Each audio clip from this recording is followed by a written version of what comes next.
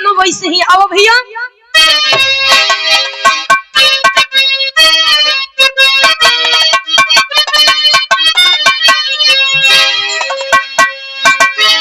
कि माता पिता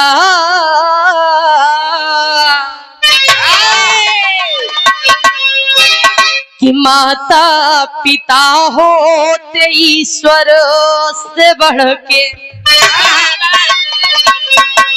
अगर वो न होते तो कोई न होता। भले कोई दुनिया का कर्जा चुका दे, पर माता पिता का न कर्जा चुकाए। अरे बेटा बुढ़ाई का लाठी बनेगा, माता पिता का बस होता यही सपना कि गाजीपुर में एक बेटा जुल्म कर दिया, कि कभी शमसुद्दीन खून होगा।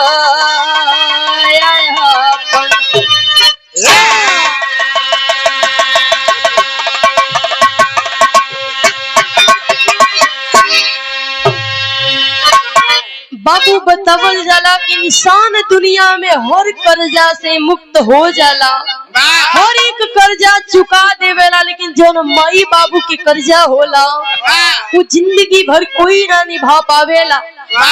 और सबसे ज्यादा तो माई के कर्जा बाबू काहे से कि सबसे पहला माई से रिश्ता तो और 9 महीना पहले से बाटे वो माई से, तो तू केहू के कर्जा जिंदगी में ना चुका सकेला। लोग औलाद पैदा करेला ई सोच के कि हमरे बुढ़ाई का, हमरे जिंदगी आखिरी का हमारे सहारा बनी हमार औलाद, लेकिन जब वह औलाद आपन ना हो के बेगाना कर देला तब बड़ी तकलीफ होला। लेकिन बिरहम बड़ी सुंदर गजल लगत बा, कैसे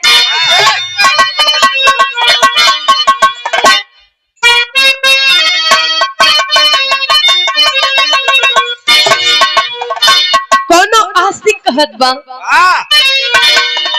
कि मेरे खून दिल की मेहंदी, मेरे खून दिल की मेहंदी हाथों में न लगा है।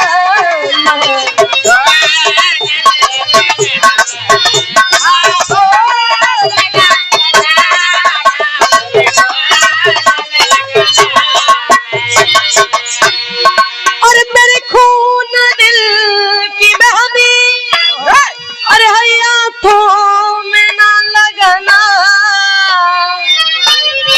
जब निकले है मेरा जनाजा, जब निकले है मेरा जनाजा, आंसू न तू बहाना।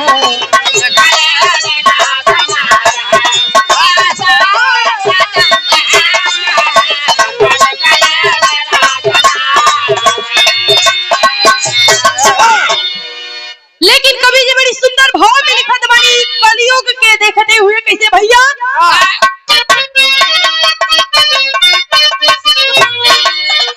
कि दौलतों के कारण मानव, दौलतों के कारण मानव हैवान हो गया है।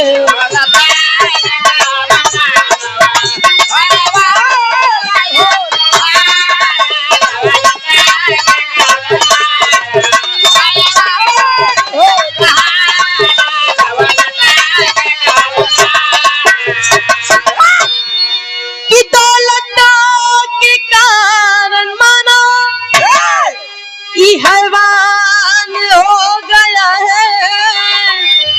रो कर कहे ये धरती, रो कर कहे ये धरती, भगवान सो गया है।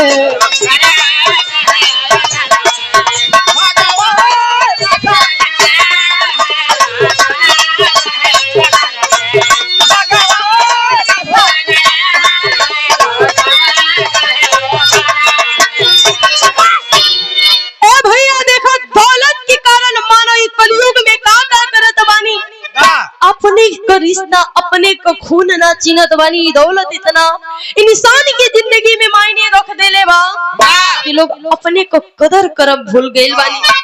कहानी की शुरुआत हो गइल बाबू कैसे।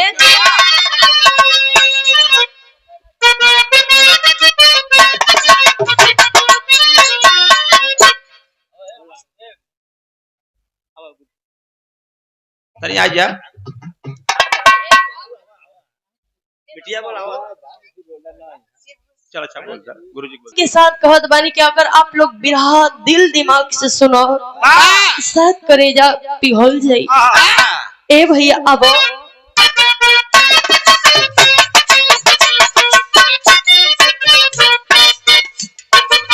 माता पिता से बढ़ के भगवान नहीं है,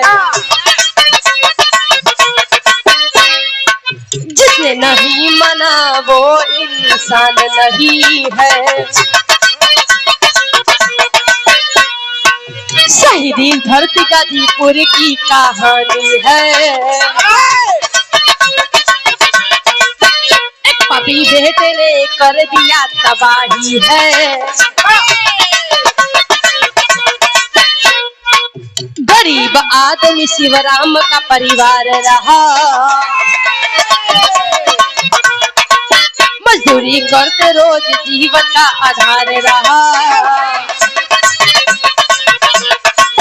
जमुनी पति देवी साथ खूब निभाई है, पति जमुनी देवी साथ खूब निभाई है। बेटी बेटी का शादी साथ से कराई है।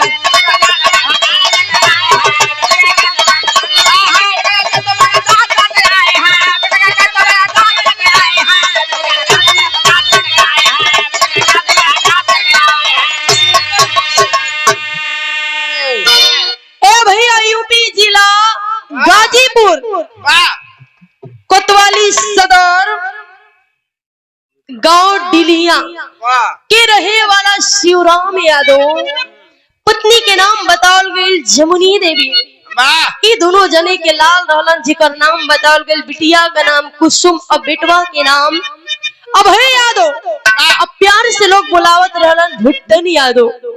ए भैया दोनों लोगन सयान भइल बानी, माई बाबू के चिंता सतावे लागल कि हमार लड़का जवान हो गइल बानी, दोनों का शादी करा दो।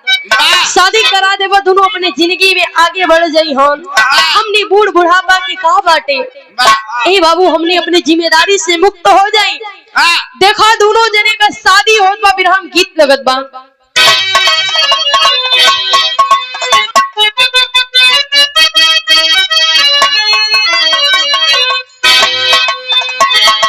ए भैया कोनो सखी कहे का अरे थारे रहो मुरली वाले, अरे थारे रहो मुरली वाले, सगरिया घर दैके आए।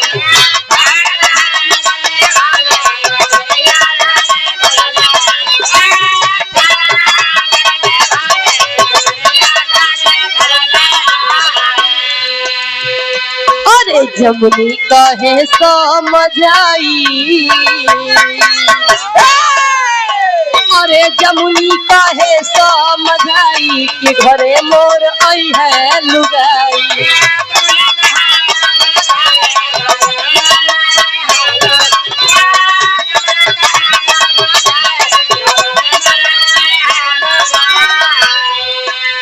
बेटी का शादी कही त जाई ससुरवा,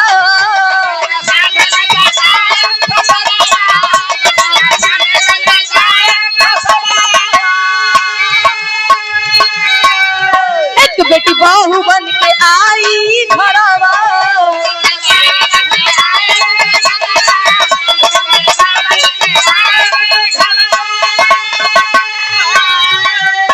जियरा मोर जाई जुड़ाई,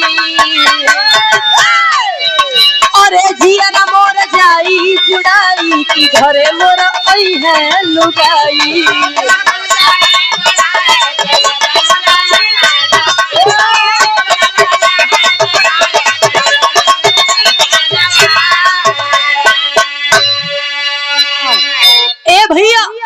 शिवराम यादव बड़ा ही गरीब परिवार के रहलन, बड़ा गरीब रहलन, अपने बिटिया बेटवा का बियाह हो।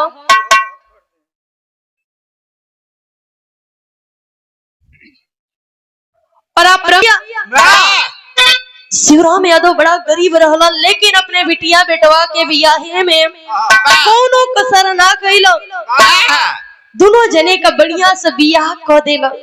कुसुम अपने ससुराल चल गईली। अब भुट्टन यादव का बियाह भइल, एक पतोह घरे आ गइल बा। जमुनी देवी बड़ी खुश भइल बा कि हमार बिटिया की सुख संसार बस गइल, हमार पतोह हमारा घरे आ गई, हमार गृहस्थी बढ़िया से चली। लेकिन ए बाबू देखो समय का घुमावट देखो, कुसुम के ज्यादा दिन ना भइल रहल। ससुरा के लोग बड़ा प्रताड़ित करे लगलन, बड़ा मारी पीटे लगलन। कुछ समय बाद कुसुम देवी के ओकरा ससुराल वाले तलाक दे के ओकरा मायका भेज देलन। जब मायका भेज देलन, कुसुम अपने बाबू यानी शिवराम यादव के घर में आके पापा से बतिया बता के रोए लगल। पापा कहलन बेटिया तू टेंशन मत करो, तू चिंता मत करो, तोहर बाप जीवित बा, तोहरा के टेंशन लेवे के जरूरत नहीं थे। हम जब तक जियब तब तक तो के कोनो चीज के कमी ना होखे दे बेटा, तू चुपचाप से घरे रहो। लेकिन कहल जाला भैया कि जिंदगी केकर कितना दिन तक चली, माई बाबू केहू के ज्यादा दिन तक साथ ना दी। शिवराम यादव सोचे लगलन कि हमारी बिटिया कभी उम्र का बाटे, अगर परमात्मा चाहिए तो अगर दूसरे जगह बिटिया का बिहावा कर दे, बिटिया हमारे सही से रहे लगे तो हमने दू रोटी सुख से दोनों परानी खाई। दूसरे बियाह का तैयारी होत बा, विराम गीत लगत बा।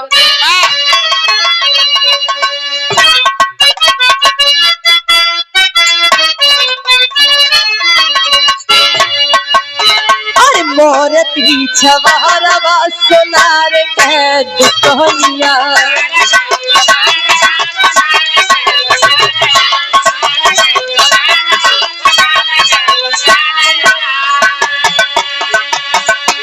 झुलनी गढ़ावे तीन पातियन के, झुलनी गढ़ावे तीन पातियन के, बड़ा नीक लागे गीत औरतियन के।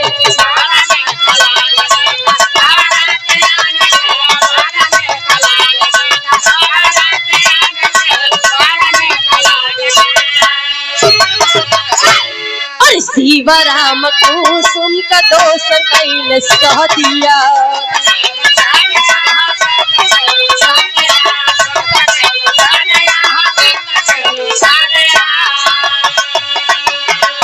कुसुम गली अपने ससुर बहाना, कुसुम गली अपने ससुर बहाना, कोई ताना नहीं महरी लोई हरवा में।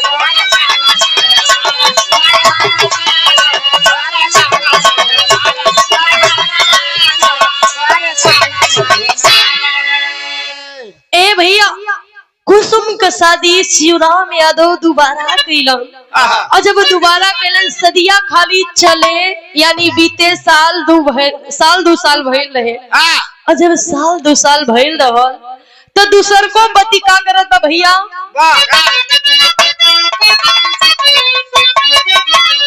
और कुछ दिन बाद फिर घटल बा घटना,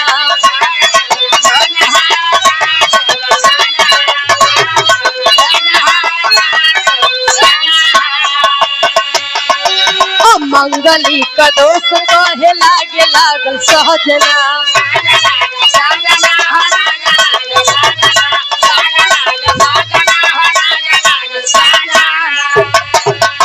अरे तिहलस भगाई अपने घर से, अरे तिहलस भगाई अपने घर से, केहू ताना नहीं मारी नई हो रवा में।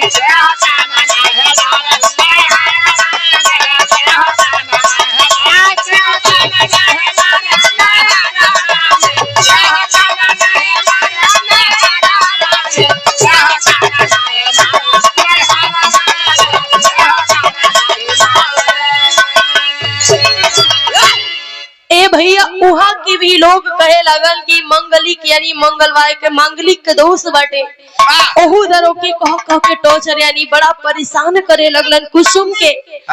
फिर कुसुम परेशान हो के अपने घर आ गई। और जब घरे आ गए बाऊ माई के लगे, शिवराम यादव के लगे, कहस पापा अब हमारे हिम्मत ना बा कि हम अब कहीं और चली जाई। हम 2 रोटी भीख मांग के खा ले पापा, लेकिन हम बियाह हो ना करो। हे बाबू बाप कलन बेटवा तू बिटिया काहे मंगबू भीख, बाप तो हर जिंदा बा। ए बाबू कुसुम पढ़ी लिखी बढ़िया से रहली, वाराणसी के सिंह मेडिकल में जाके नर्स का नौकरी करे लगली। और जब नौकरी करे लगली भैया, समय का घुमावट देखो, उहे भाई जवन जान छिड़कत रहे बहन के ऊपर, उहे भाई अब हो जाई कि आंख में उहे कुसुम गड़े लगली कि बतावा अगर इन बियाह ना करिए अपने ससुरा ना जाई हो देही हो कि हिस्सा नहीं हो, कहां से दियाई। लेकिन ए बाबू भुट्टन यादव के, भुट्टन यादव के पत्नी सारी बतिया भरलस कि सुनो इनके नहीं इनके ससुरे भेज दो, नहीं इन हक हिस्सा ही में ले के रही हन, हमने कहाँ जाई, हमने के 2 को बाल बच्चा बनी कहाँ जाई जा। ए बाबू देखा भुट्टन यादव का दिमाग बदल गए, बहन के प्रति उनके अंदर कलेश मचे लागल। कुछ दिन बीतल, उनके बर्दाश्त ना भइल, अपने माई बाबू बूढ़ बुजुर्ग माई के साथ अपने बहन कुसुम के अलग कर देलन, वो पक्का घर से निकाल देलन, कहलन की जात होके जहाँ जाए हो जाए के वहाँ दोनों तीनों जने रह जा। हे भैया वही घर के बगनिया कुसुम एक मड़ई छा के अपने माई बाबू के साथ वही मड़ई में खुशी खुशी जिए लागल। लेकिन वो देखा भाई के ना देखा गए, और जब ना देखा गए तो विरहम गीत लगत बा।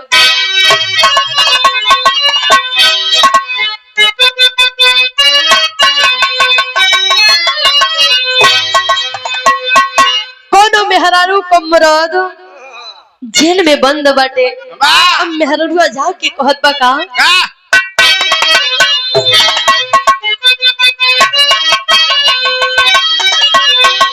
कि बाबू दरोगा जी,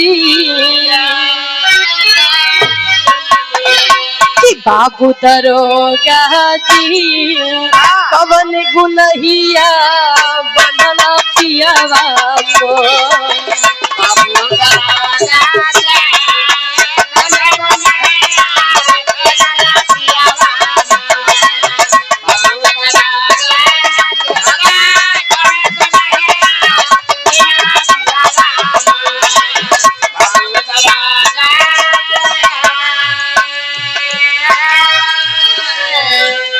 भैया इस बहलिया शिवराम यादव जमुनी देवी देखत रहली, पर जुबान से कुछ ना निकला। जमुनी देवी की बात कही ए सैया सुनो बिटिया गतना उन ससुरे का भइल ना नहीं हरे का भइल।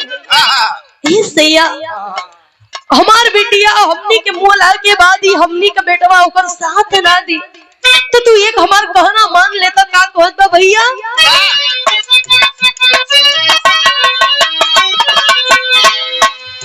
हमरे सैया हो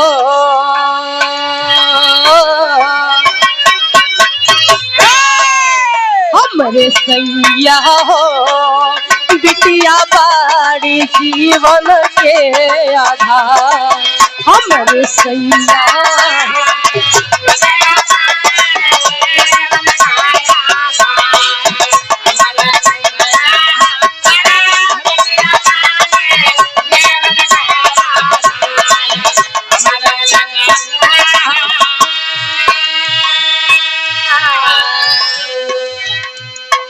जमुनी देवी कहे सैया बिटिया के नमुआ 5 बिस्सा खेतवा को दे तो, इतना जमीन जगह बाटे एक औलाद बाबू जी खाली, लेकिन 5 बिस्सा हमरे बिटिया खातिर को दे तो, हमरे बिटिया के केहू के आके भीख मांगे के जरूरत ना पड़त अगर हमनी मर जाती तो। लेकिन ए भैया की बतिया भुट्टन यादव यानी अभय यादव के बर्दाश्त ना भइल तो टेरी के अंदर भाव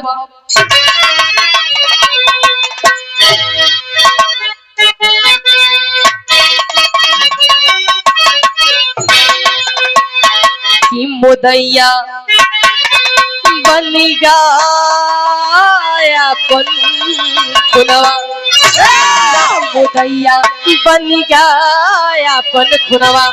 अरे धमकी दिया कि मारब तीनों का हम जनवा रे जनवा रे जनवा।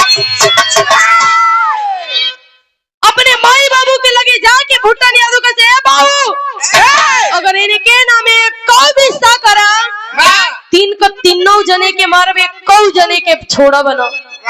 धमकी दे करके आता है लेकिन माई बाबू जमीनिया नमवा कह देलन। जब कह देलन ए भैया तो होत का बा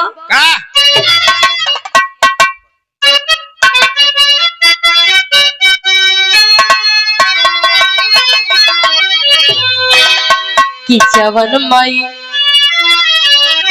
जवन माई बापा बेटी बेटा जनम गले हो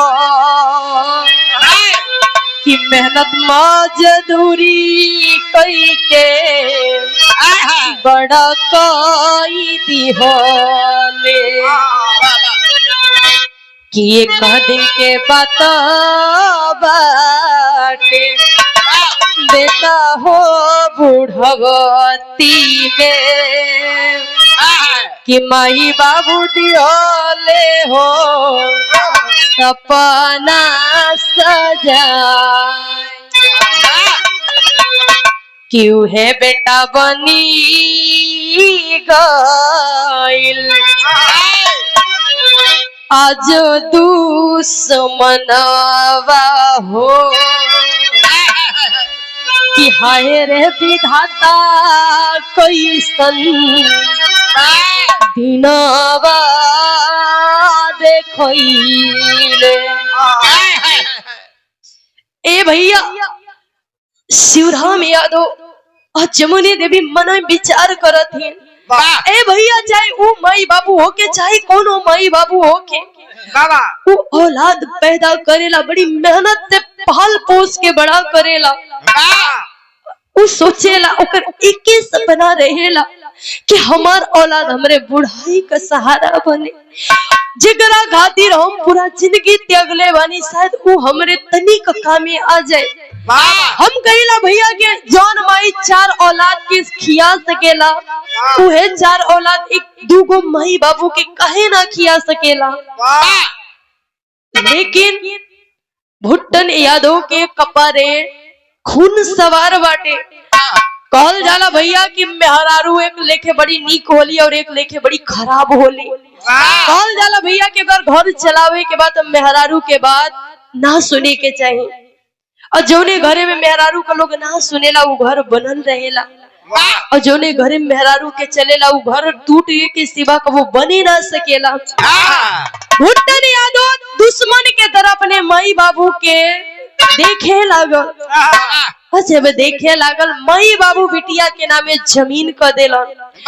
बर्दाश्त ना भइल भुट्टन यादव के।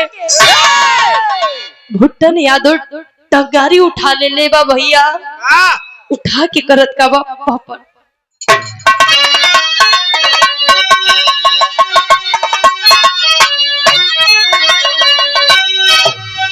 अरे भुट्टन यादव तीनों को गरियाई लजियाया भेना। भुट्टन यादव तीनों को गरियाई लजियाया भेना। पाप कपारे नाचे बना कसाई लजिया भेना।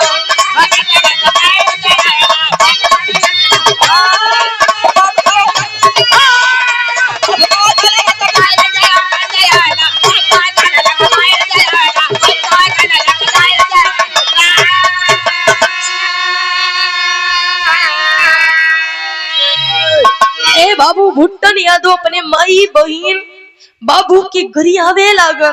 कहल जाला भैया कि विनाश काल विपरीत बुद्धि उहे टाइम भइल बाटे भुट्टन यादव के साथे करत का भैया। अरे टाकी लइके मारा दौड़ा पापी बेईमानवा और हाथ जोड़ के रोवे कुसुम भाई के समनवा। अरे बहन के ऊपर टाकी दिया चलाई लजिया आवे ना और काटे जैसन पशुअन के कसाई लजिया आवे ना। ए भैया देखो तुरंत ढोलक के बहुत सुंदर वादक आप बड़े भैया परम सम्मानित आप मंजीत बड़े भैया के कर कमलों द्वारा 101 रुपए का महान आशीर्वाद चरणों नमन बंदन आशीर्वाद की कामना है भैया। देखो गाली देवे लागल झगड़ा मचावे लगल। ए बाबू कभी सामने टंगारी आयल बा टांगी उ टांगी उठा के अपने माई के दौड़ावे के चल देले बा। माई के दौड़ावे मारे खातिर चल देले बा। बहन कुसुम पैरवा पकड़ के कहत बा ए भैया इतनी बड़ा अनर्थ मत करो। आए हाय बाबू वो मानता नहीं है। कुसुम के ऊपर टंगारी चलावे लागल जैसे लोग पशु के काटेला ओ तरीके के कुसुम के मारे लागल। अच्छा कुसुम से मन भर गई माई के दौड़ा के मरले बा। अब माई के जब मारत बा तो पिछवा से बाहू जात बानी बहुओं के ओ मरले बा। ए बाबू ले जाके ओई घरे के अगवा खेत रहे 3 जगह लाश पड़ल बा और 3 जगह इतनी खून गिरल बा। वो दोपहर के टाइम में और जब दोपहर के टाइम में भैया कहल जाला कि गर्मी के मौसम में केहू से इतना मतलब ना रखेला। सब अपने अपने काम में व्यस्त रहेला सब अपने घर में व्यस्त रहेला। वही टाइम भुट्टन याद हुई कमुआ कइले बा। अब मार के माई बाबू बहन के फरार हो गइल बा। और जब फरार हो गइल बा भैया तब कहना बका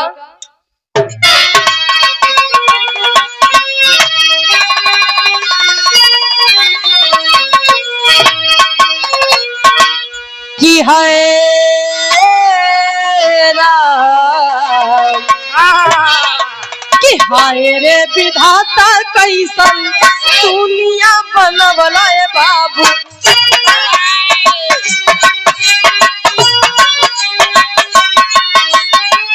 पापा अत्याचार देख के रोवे भगवान।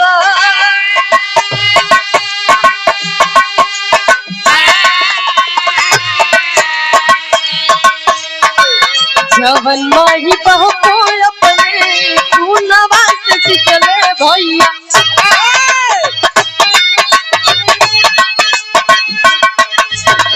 उहे बेटा बन गइल आजो हैरा।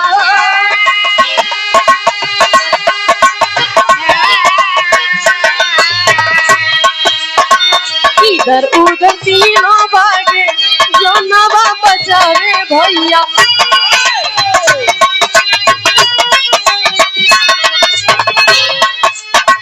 ताकि से बारो करे पापी सोएता।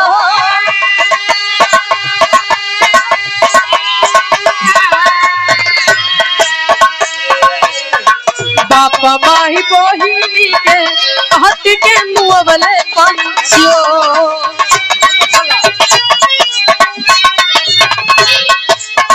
तीनों के मार के घराना से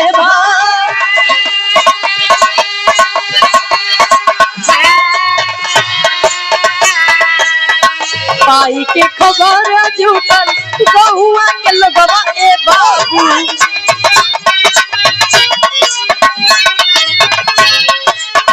तीनों के लाशा देख के रोवे असुआधा।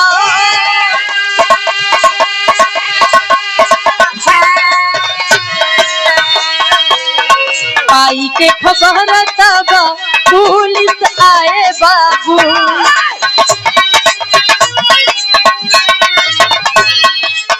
पापी के पकड़े खातिर भइले तैया।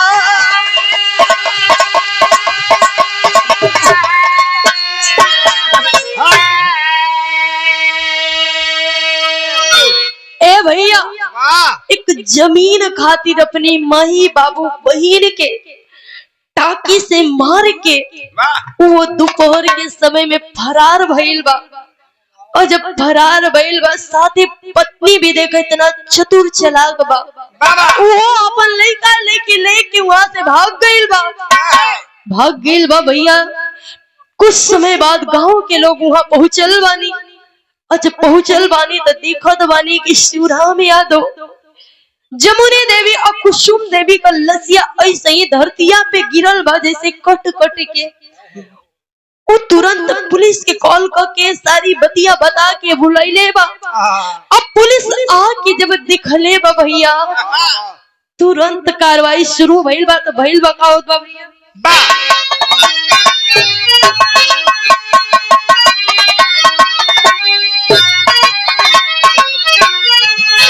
अरे कैसे केहू बेटा पर भरोसा करी, अरे कैसे केहू बेटा पर भरोसा करी।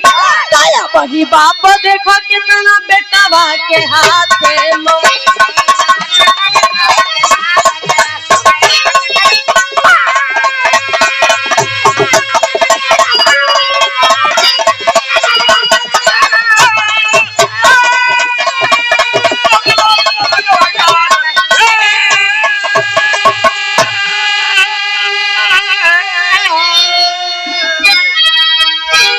भैया जुग जमाना बड़ी खराब, लोग अपने खून पे ही भरोसा ना कर पाओत बा। लेकिन कहना बका दौलत से बढ़ के होले बाप महतारी हो।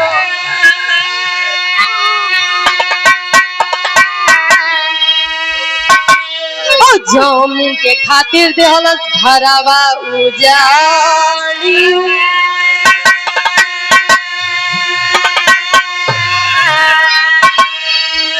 अरे कैसे ही बिगड़ल समाज सुधरी, अरे कैसे ही बिगड़ल समाज सुधरी। तो कितना बाप अब ही बेटवा के हाथे।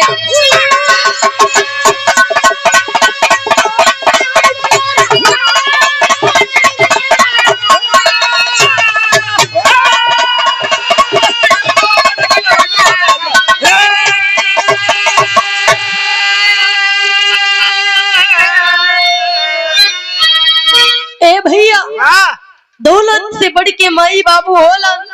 कहल जाला कि दौलत तू दोबारा कमा लेबो, लेकिन ये माई बाबू अगर चले जाइहन तो तू दोबारा ना देख पाइबो। ऐसे कहल जाला कि जौन अपने पास बाव की संभाल के रखो, ना तो ढेर पावे के चक्कर में लोग उसे ढेर गवा देला।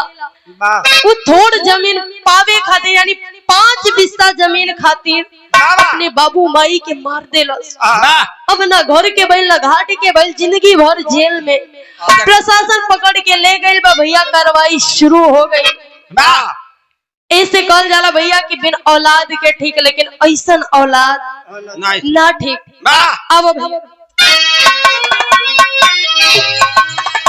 कि गुरु बिहारी गुरु गणेश गुरु राम लाल मोर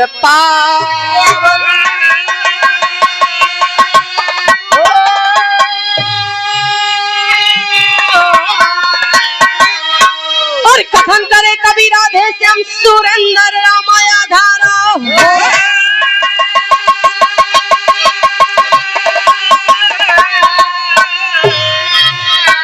ही मुदैया बनेगा अपन खुनवा, मुदैया बनेगा अपन खुनवा।